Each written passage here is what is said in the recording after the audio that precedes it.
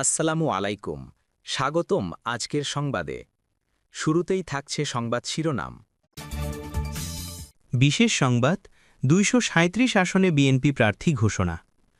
ত্রয়োদশ জাতীয় সংসদ নির্বাচনের জন্য ২৩৭ আসনে সম্ভাব্য প্রার্থীদের নাম ঘোষণা করেছে বাংলাদেশ জাতীয়তাবাদী দল বিএনপি। সোমবার ৩ নভেম্বর এক সংবাদ সম্মেলনে প্রার্থীদের নাম পড়ে শোনান দলটির মহাসচিব মির্জা ফখরুল ইসলাম আলমগীর।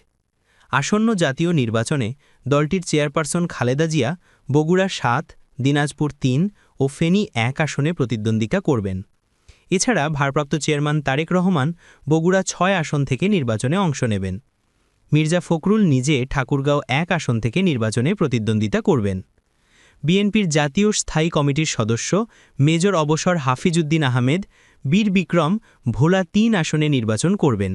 স্থায়ী কমিটির আরেক সদস্য মির্জা আব্বাস ঢাকা ৮ আসনে লড়বেন। ঢাকা ৩ আসনে বিএনপির প্রার্থী হতে যাচ্ছেন স্থায়ী কমিটির সদস্য গয়েশ্বর চন্দ্র রায়।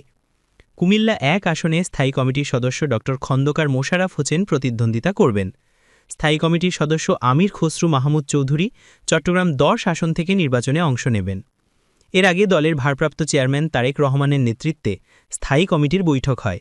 সেখানে দলীয় প্রার্থীদের নামের প্রাথমিক তালিকা চূড়ান্ত করা হয়। মির্জা ফখরুল বলেন, দীর্ঘ ১৬ বছর পর আমরা আগামী ফেব্রুয়ারি মাসে গণতান্ত্রিক নির্বাচন পেতে যাচ্ছি। সেই নির্বাচনে ২৩৭ আসনের সম্ভাব্য প্রার্থীদের তালিকা দেওয়া হচ্ছে। আর যেসব আসনে যুগপৎ আন্দোলন সঙ্গীদের প্রার্থী তালিকা ঘোষণা করা হবে সেটি বিএনপি সমন্বয় করে নেবে।